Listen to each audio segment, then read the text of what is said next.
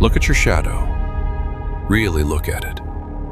Because tonight might be the last time you ever see it. What happens when the night dies?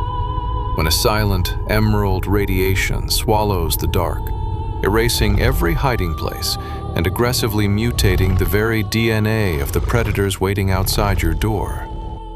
This isn't a sunrise. This is the Great Fluorescence. The sky is awake. It's watching us. And in a world without shadows, nowhere is safe. Under this pulsating aurora, light no longer comes from a single source. It is everywhere. It leaks from the clouds, vibrates through the pavement, and bounces off every surface until the concept of depth perception begins to fail.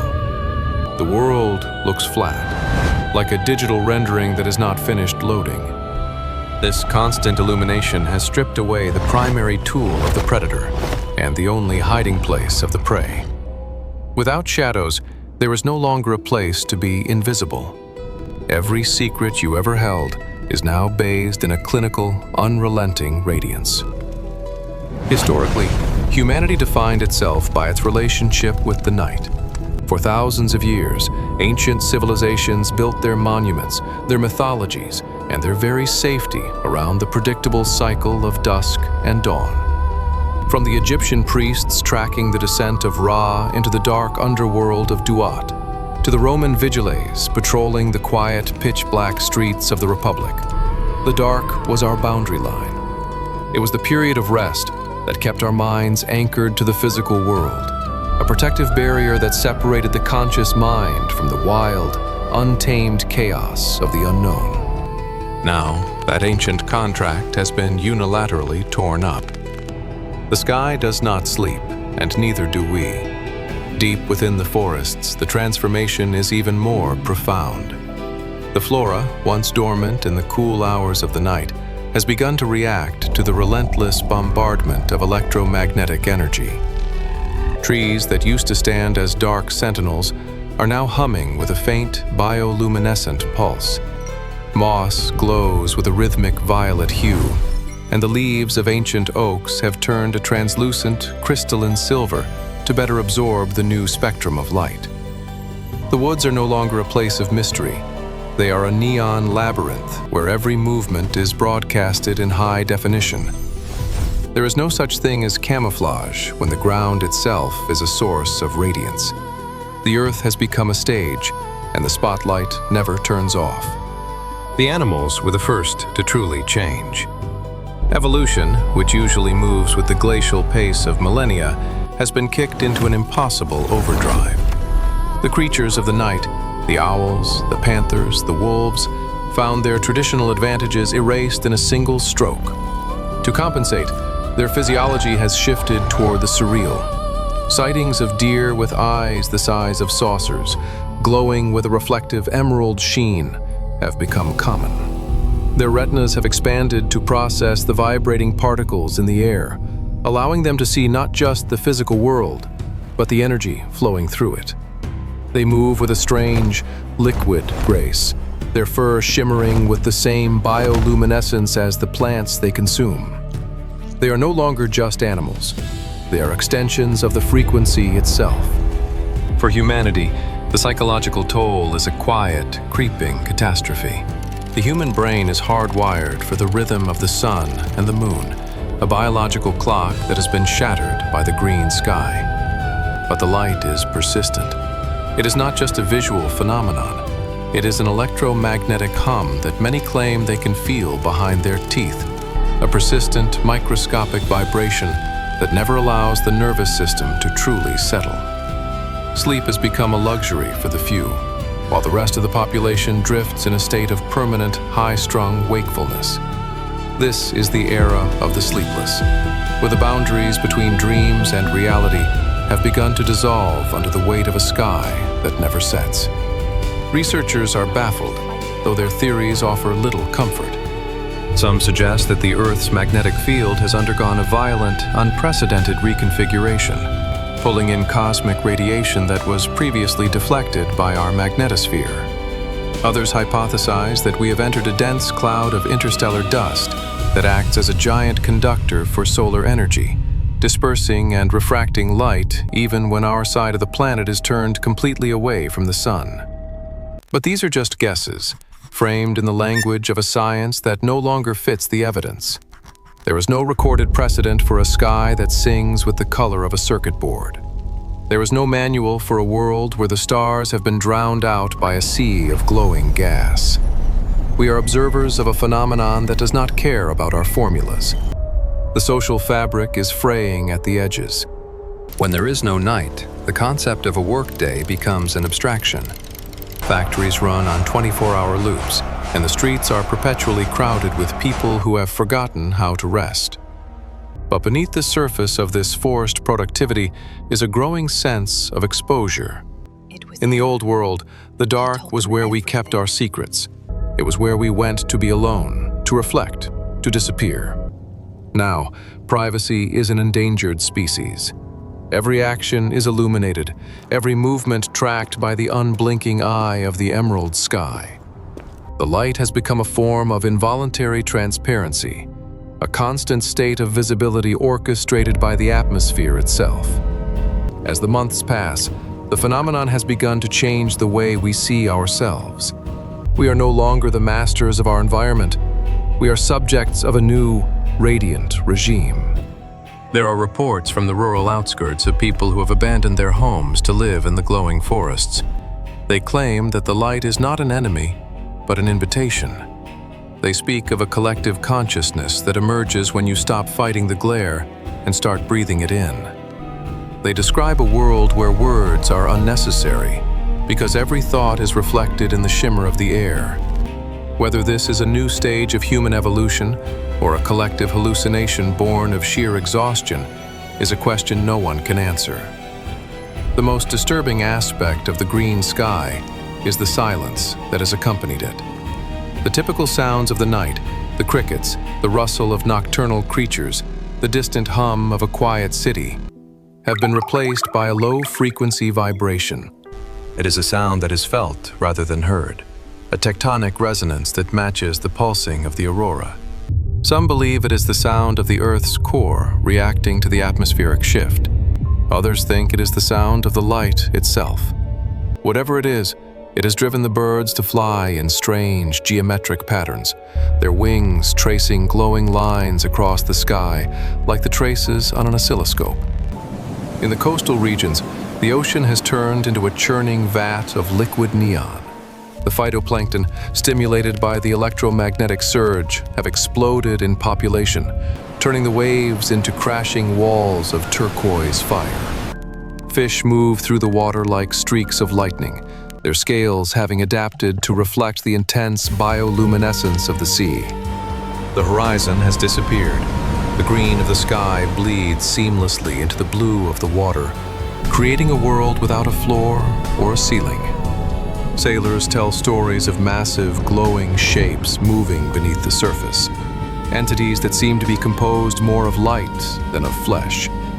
They describe a deep-sea ballet that follows the exact same rhythm as the sky. The cities have been forced to adapt or perish. Architecture is shifting away from windows and toward thick, opaque concrete shells. The interiors of buildings are now designed to be sensory deprivation chambers, the only places where the human mind can find a temporary respite from the vibrating green. Electronic devices behave erratically. Screens flicker with phantom images, and communication networks are frequently drowned out by bursts of static that sound like melodic chanting. Consider the history of human survival. We survived ice ages, plagues, and world wars by adapting our tools to our environment. But how do you adapt when the environment targets your mind? The sleeplessness is not just fatigue. It is a neurological restructuring. Some medical journals suggest that our brains are trying to map the constant visual input, creating new neural pathways to handle the lack of contrast. In doing so, we are losing our ability to perceive shadows, even if we artificially create them. Some test subjects placed in completely dark rooms report still seeing the green glow, burned permanently into their retinas, or perhaps generated by their own nervous systems. There is a growing movement among the younger generation, those who were children when the sky first changed. They do not fear the light. They do not miss the shadows. They have developed a different kind of vision, one that allows them to navigate the neon landscape with an intuitive ease that their parents can never achieve. They decorate their skin with bioluminescent pigments that react to the sky, turning their bodies into living works of art. To them, the old world of darkness and secrets seems like a primitive, fearful age. They are the children of the midnight sun, and they are ready to inherit a world that is forever bright. They are the first to stop closing their eyes. But for those who remember the velvet touch of a true night, the loss is immeasurable. There was a certain peace in the dark, a time when the world shrank to the size of a candle flame or the reach of a hand. The darkness allowed for mystery, for the unknown, for the imagination to populate the empty spaces. Now, there are no empty spaces.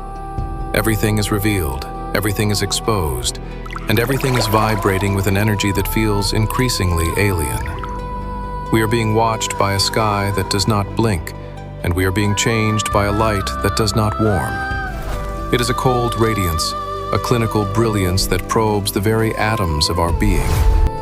The mystery of the source remains the central obsession of our remaining scholars.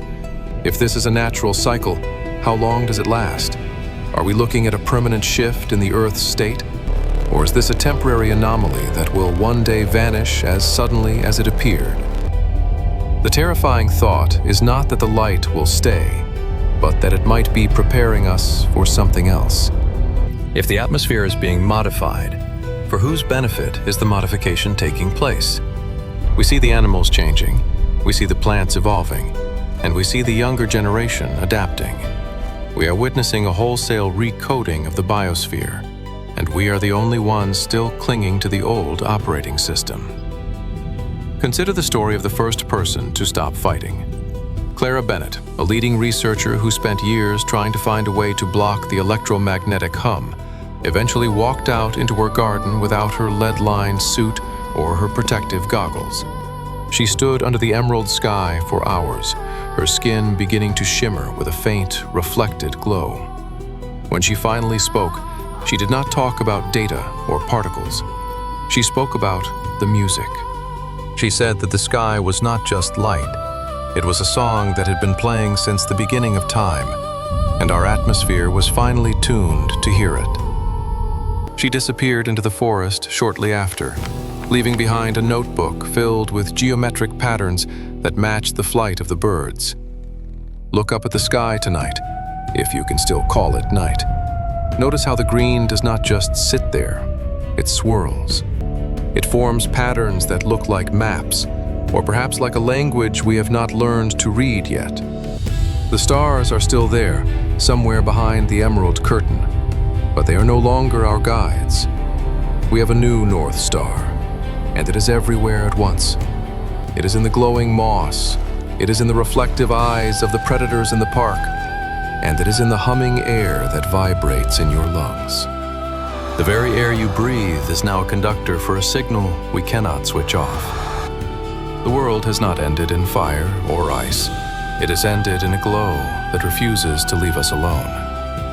We are the last witnesses of the shadow, the last keepers of the dark.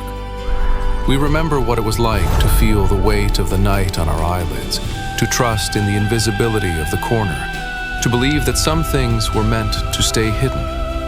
But those memories are fading, washed out by the relentless saturation of the green.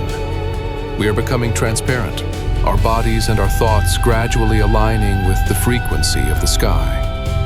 As the green light continues to seep into our bones and our buildings, we have to ask ourselves, what happens when the last shadow finally disappears?